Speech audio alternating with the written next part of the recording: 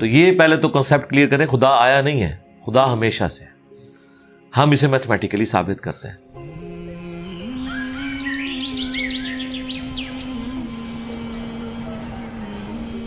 دیکھیں، جو universal truth establish ہو چکے ہیں اس کو تو آپ کوئی دوبارہ سے چیلنج نہ کریں۔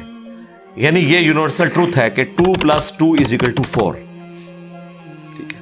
اب اسے کوئی 5 یا 3 بنانے کی کوشش کرے تو ظلم پر مبنی کام کر رہا ہے۔ آپ دوبارہ سے ویل بھی انوینٹ کر لیں تب بھی یہ میتھمیٹیکل ایکویشن تو اپنی جگہ رہے گی۔ بالکل اس طریقے سے یہ چیز اسٹیبلش ہو چکی ہے کہ کائنات پہلے نہیں تھی تو آئی ہے۔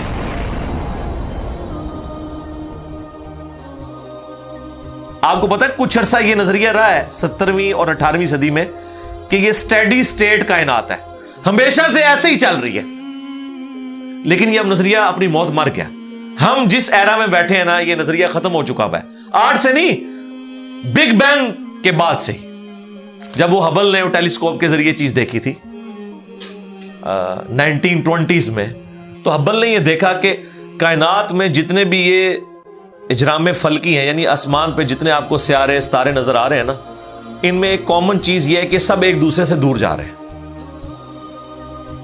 اور اس کے لیے اس نے اسپیکٹرم جب ڈرا کیا، اسپیکٹرم جب گریجولی کسی چیز کا لائٹ کا اسپیکٹرم ریڈ کی طرف شفٹ ہو، اٹ مینز کہ وہ آپ سے دور جا رہی ہے۔ تو یہ چیز لاجیکل تھی کہ جب یہ دور جا رہی ہے تو اس کو ٹائم میں ریورس کیا جائے تو کسی ایک جگہ سے شروع ہی ہو۔ یعنی میں ہاتھ میں کچھ بالز پکڑوں اور انہیں یوں پھینکوں، سارے ایک دوسرے سے دور جائیں گے، اور یہ ایک یونیورسل ٹروتھ ہے کہ یہ دور اس لیے جا رہے ہیں کہ کہیں ایک جگہ سے یہ سٹارٹ ہوئے تھے۔ یہ تو ایک نیچرل چیز ہے۔ اچھا، انہوں نے کہا کہ اگر ہم ٹائم کو ریورس کریں اور ایسے پوائنٹ پہ پہنچ جائیں کہ جہاں سے یہ چیز سٹارٹ ہوئی تھی، تو اس کو سائنٹسٹ نے نام دیا کہ وہ ایک ایسا پوائنٹ تھا کہ جس کی ڈینسٹی انفینٹ تھی، نہ ختم ہونے والی، اور والیوم 0 تھا۔ والیوم 0 ہے اور ڈینسٹی انفینٹ ہے، اٹ مینز کریشن ایکس نہیں لو، عدم محض سے وجود، کچھ نہیں تھا تو یہ ہو گیا۔ اور پھر وہ کہتے ہیں کہ یہ جو بگ بینگ ہوا ہے، اس بگ بینگ